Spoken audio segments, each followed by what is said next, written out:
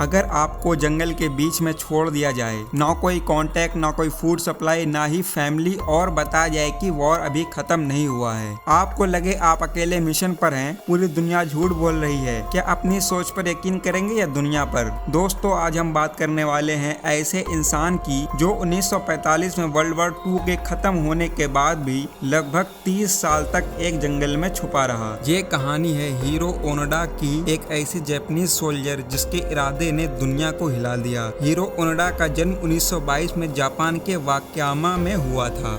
बचपन से ही वो एक डिसिप्लिन, सेल्फ कंट्रोल लड़का था। उसका परिवार ट्रेडिशनल था और मिलिट्री कल्चर उसके घर में डीपली रूटेड था। उसके पिता एक सामुराई बैकग्राउंड से थे और हीरो पर हमेशा एक बात कहते थे, लड़ाई में हारना शर्म की बात है, मर जाओ लेकिन सरेंडर मत करना। 1942 में जब वर्ल्ड वॉर 2 चल रहा था, हीरो ने जापानीज इंपीरियल आर्मी ज्वाइन किया, बट रेगुलर इन्फेंट्री बनने की बजाय उसे एक स्पेशल इंटेलिजेंस स्कूल में ट्रेनिंग के लिए भेजा गया। यहाँ उसे सीखने को मिला गोरिल्ला वॉरफेयर, जंगल सर्वाइवल, साइकोलॉजिकल इंडोरेंस और सबसे जरूरी, कभी सरेंडर मत करना चाहे कुछ भी हो। उसके कमांडर का ऑर्डर सिंपल था, तुम्हारा मिशन है इनेमी को जंगल में डिसरप्ट करना। मिशन खत्म तब होगा जब तुम्हें ऑफिशियली बुला जाए। और ऐसा कह के दिसंबर 1944 में उसे भेज दिया गया फिलीपींस के लुभंग आइलैंड पर। लुभंग आइलैंड एक खौफनाक जंगल, जहाँ ह्यूमिडिटी इतनी थी कि कपड़े कभी सूखते नहीं थे, जहाँ हर कोना पॉइजनस इंसेक्ट से भरा था,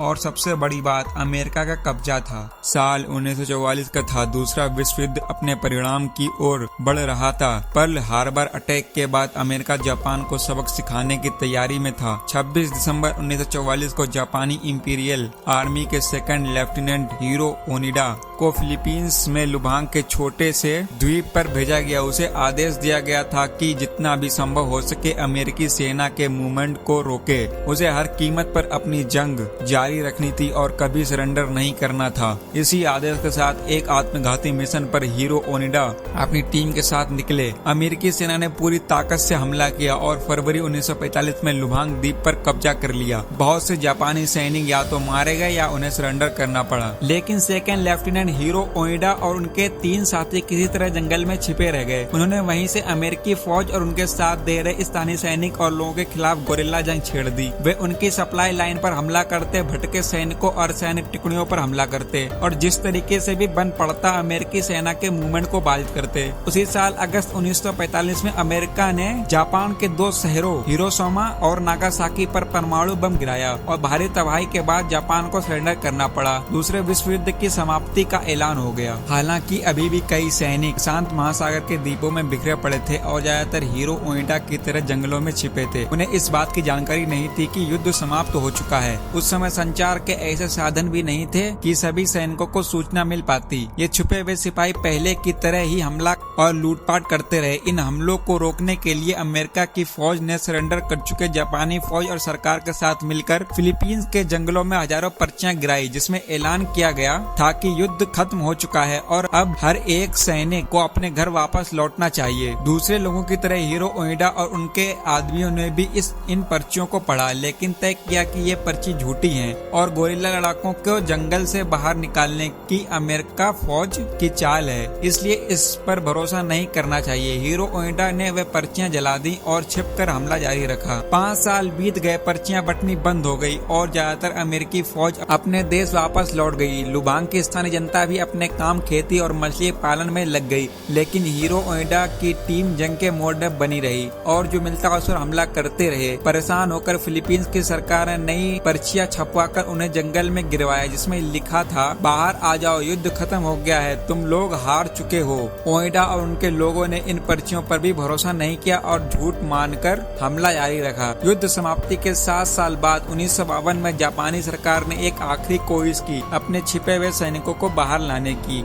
इस बार गुमशुदा सिपाहियों के परिवार की तस्वीर और उन्हीं का संदेश छपवाकर बंटवाया गया। साथ ही उसमें सम्राट की तरफ से एक निजी संदेश भी था। एक बार फिर हीरो ओनिडा ने उस सूचना को सच मानने से इनकार कर दिया। फिर से उसने मान लिया कि यह अमेरिकी सेना की कोई चाल है। एक बार फिर उसने और उसके आदमियों ने युद्ध का अपना मोर्चा संभाल लिया। कुछ और साल गुजर गए और उनके आतंक से डरे फिलीपींस के स्थानीय लोगों ने उनका सामना करने के लिए हथियार उठा लिया। साल 1959 तक हीरो ओएडा के एक आदमी ने समर्पण कर दिया और दूसरा मारा गया। फिर एक दशक बाद हीरो ओएडा का आखिरी साथी कोइजुका स्थानीय पुलिस की गोलियों का शिकार हो गया। ये लोग विश्व युद्ध खत्म होने के 25 साल बाद भी जंग जारी रखे हुए थे, क्योंकि उन्होंने सैन्य कमांडर से युद्ध रोकने का आदेश नहीं मिला था। वे उस आदेश के साथ आए थे कि सरेंडर नहीं करना है और दुश्मन को जितना संभव हो सके उतना नुकसान पहुंचाना है, ताकि जापान को अमेरिकी हमले से सुरक्षित रखा जा सके। हीरो ओएडा, जो अपनी आधी से ज्यादा जिंदगी लुबांग के जंगलों में बिता चुका था, वह अपना बिल्कुल अकेला रह गया था, लेकिन वह जंग से पीछे हटने को तैयार नहीं था। 1974 हीरो अब भी जंगल में है। तब एक जापानीज ट्रैवलर नोरियो सुजुकी जंगल में उसे ढूंढने आता है। उसका एम था, मैं 3 चीज ढूंढने चाहता हूँ, हीरो ओएडा, पांडा और एक यति। और सच में नोरियो ने हीरो को ढूंढ लिया। वो हीरो से कहने लगा, वर्ल्ड वॉर खत्म हो गया है, जापान ने सरेंडर कर दिया। पर हीरो ने मना कर दिया, मैं तब तक नहीं निकलूंगा जब तक मेरा कमांडर मुझे ऑफिशियली ऑर्डर नहीं देता। नोरियो वापस गया और हीरो के पुराने कमांडर मेजर तनिगुची को ढूंढ लाया, जो अब एक बुक सेलर बन चुका था। 1974 में तनिगुची जंगल गया, हीरो को सैल्यूट किया और कहा, तुम्हारे मिशन खत्म होता है, सोल्जर, जापान ने हार मान ली है। ये सुनकर हीरो ने आंखों में आंसू के साथ अपनी राइफल जमीन पर रखी और 30 साल बाद जंगल से निकला। वो पूरे ऑनर के साथ जापान लाया गया, जहां उसका स्वागत हुआ, लेकिन कई लोगों ने उसके एक्शन पे सवाल भी उठाया, क्योंकि उसने सिविलियंस को मारा था। लेकिन एक बात सभी को माननी पड़ी, ये इंसान इरादे का पहाड़ था, एक ऐसा सोल्जर जो अपने वचन पे 30 साल टिक गया। तो दोस्तों सोचिए, अगर आप ओनोडा की जगह होते तो क्या आप भी जंगल में जिंदगी और मौत के बीच जीतने की कोशिश करते? क्या इतना पेशेंस पॉसिबल है? क्या कभी हम भी अपने दिमाग के बनाए जंगल में 30 साल गुजार देते? ये कहानी सिर्फ एक सोल्जर की नहीं है, ये कहानी है विश्वास और सोच की। क्या आपकी सोच आपको जिंदा रख सकती है या बर्बाद? तो दोस्तों आप कमेंट करके बताइए कि ये आपको स्टोरी कैसी लगी, और ऐसे ही स्टोरी देखने के लिए चैनल को सब्सक्राइब कर लें और वीडियो को लाइक करके अपने दोस्तों के पास शेयर कर दें।